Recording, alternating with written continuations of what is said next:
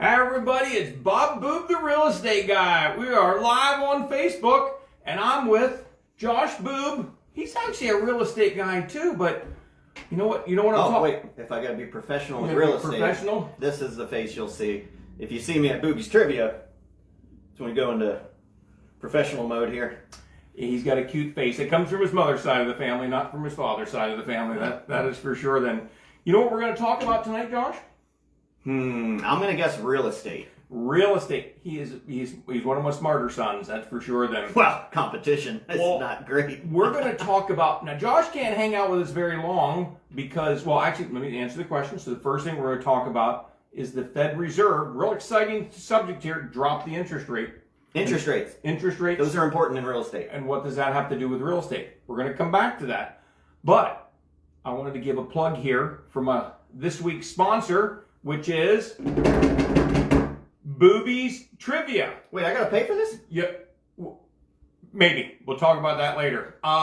So Josh, give us a little bit.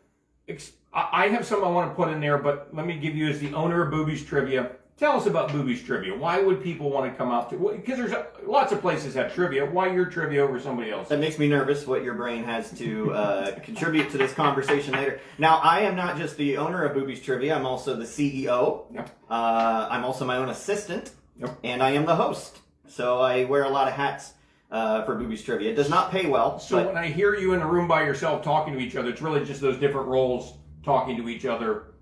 The CEO's talking to the assistant, and the assistant's talking to the assistant of the assistant. Yeah, but obviously my imaginary friend is in there too. I mean, we've been together all my life, but I'm not going to ignore him. But yes, I do Booby's Trivia. Mondays, I am at Amy's Dockside Bar and Grill in South Williamsport, right across the Maynard Street Bridge. If you haven't been there, that place is awesome. They got 3 stories, including a rooftop drinking area, which is awesome. Nice. Very nice. Yes. Just make sure you take a friend on the buddy system in case anyone falls over.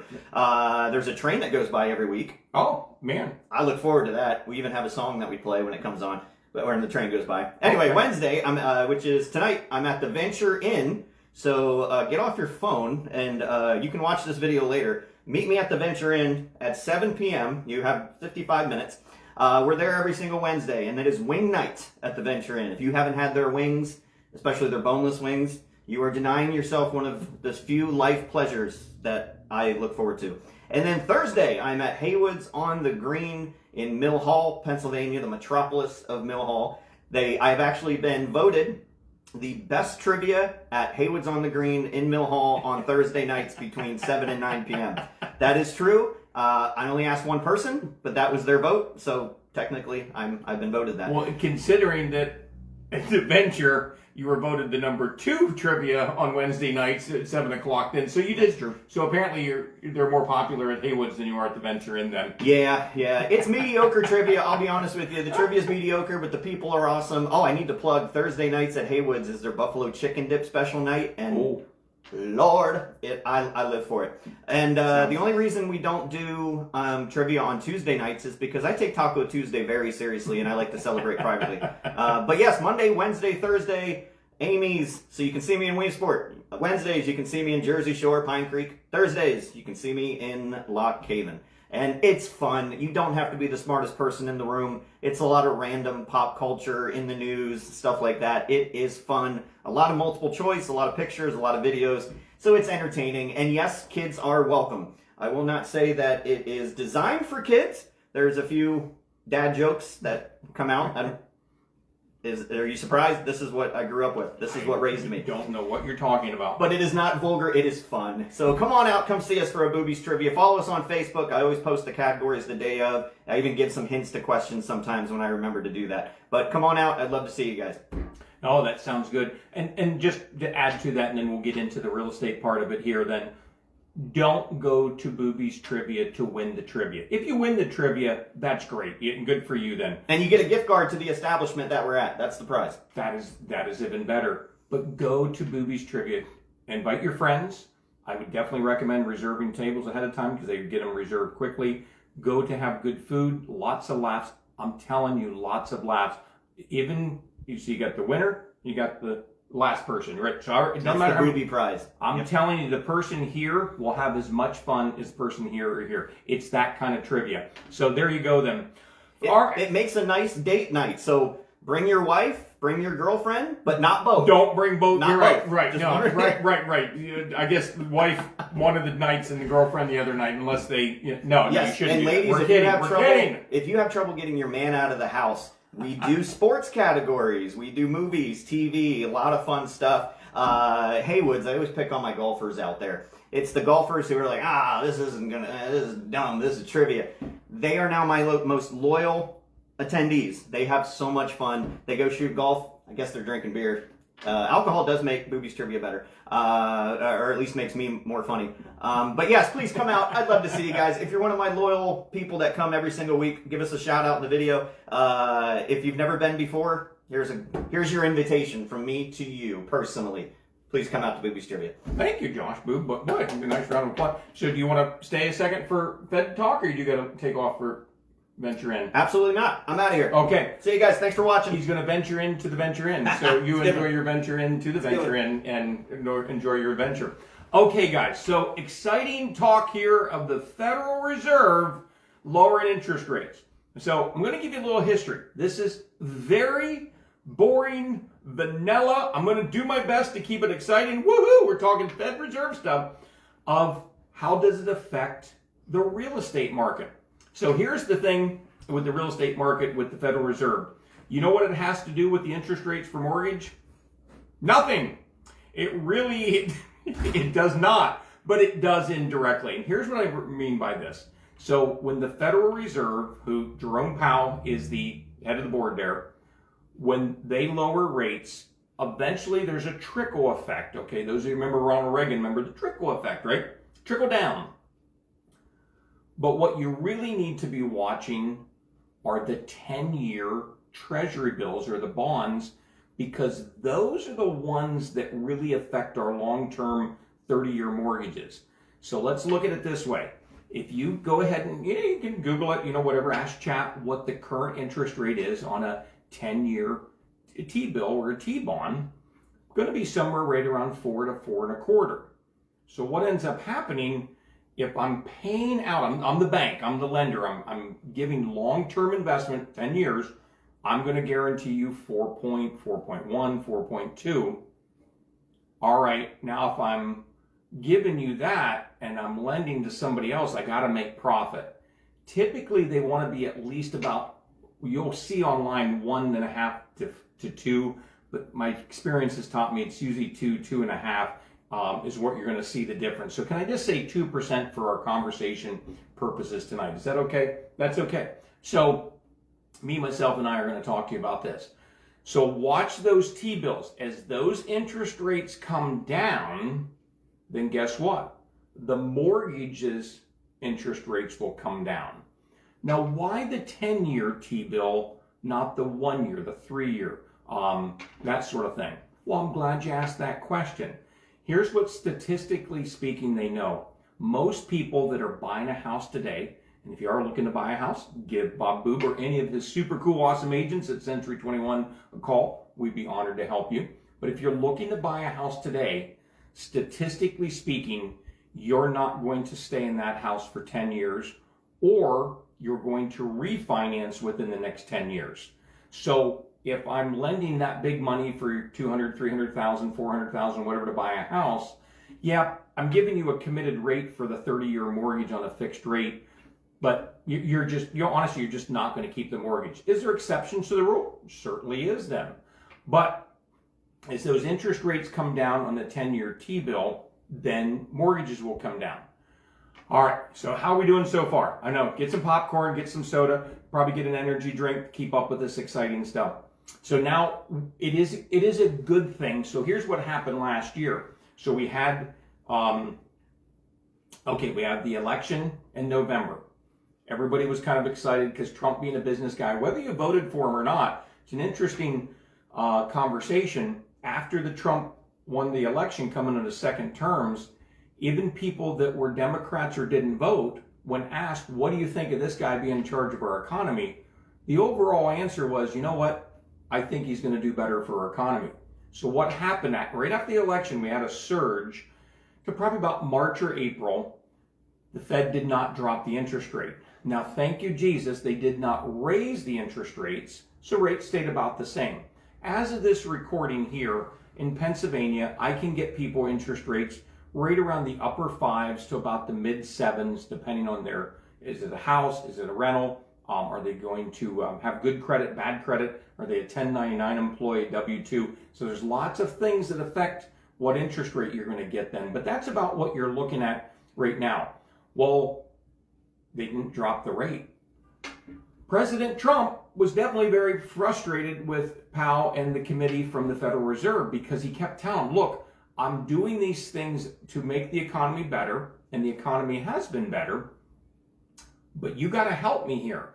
Well, at first, the concern was for Mr. Powell is the tariffs, because this is new. Because Mr. Powell, he is a very smart man. If you're bored tonight, do a Google search on him. Ask Chad about him. He's a very, very smart man. Like, this is somebody that has been very successful in life, but he's very conservative. Like, he's not wanting to take a risk. That's not necessarily a bad thing of having a person like that in charge of our country's economic situation. President Trump, of course, a little more of a risk taker. He's bold, that sort of thing. He wanted to see those rates drop quicker. Well, then when they did not because of the tariffs, Mr. Powell was like, wait, let's see how things affect. Well, then later in the year, I think it was August or July, I'm sorry, I'm forgetting the dates, he still didn't drop them. Well, then here recently he did by 0.25% then. So what does that mean? It doesn't mean a lot of drop for the interest rate. What we're probably going to see is interest rates drop maybe 0.1. You won't see a 0.25% drop on the interest rates currently, 0.1, 0.15, which is good. You know, that helps a little bit. But what we're hopeful for is that there may be some continued drops. Now, here's a big conversation that we're having as realtors and bankers. If I'm looking to buy a house, should I wait to buy a house? If I'm looking to sell a house, should I wait to sell a house? I wish I had the real estate crystal ball to tell you, but here's what's most likely. As the interest rates start to drop a little bit, do you think that's going to add more buyers to the marketplace or take away buyers? I think it's going to add some buyers to the marketplace. So if I've got more buyers looking at a property, is it likely that that house is going to sell less, higher, or the same? It's usually likely you're going to have more offers, so that house is going to sell more. So the logic of waiting to buy a house so they can get a lower rate but pay more for the house absolutely does not make any sense whatsoever. Now, there are some naysayers out there that they think that the bubble's going to burst, that there's going to be a drop in prices really bad. The only thing I can say there, I'm not an economist, I'm just a real estate agent that's been doing real estate knocking on 40 years. There's no history evidence to suggest that in north central Pennsylvania.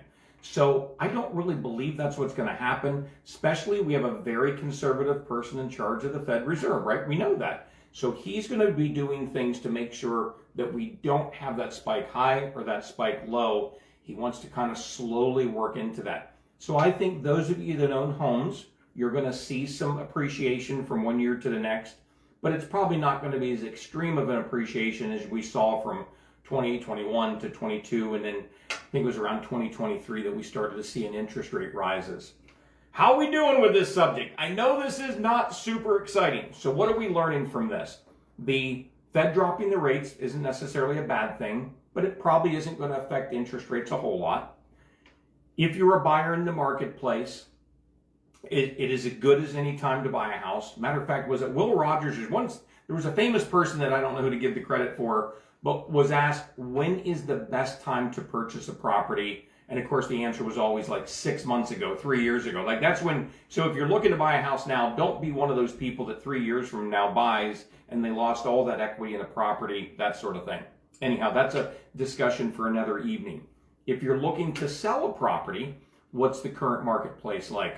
Well, the market has been kind of slow this last year. There are some properties that are sitting out there that are just quiet, just crickets, no showings. There's other properties that are very active and we're getting multiple offers on. So what I'm finding, the general answer is, if your home is in a good school district, if your home shows well, if your home is in the country, if your home is priced properly. So what do I mean by properly? Like, let's say we have a home that we really think is worth about $200,000. The seller might put that on the market at $219,000, $229,900. Within, can I say, 10%?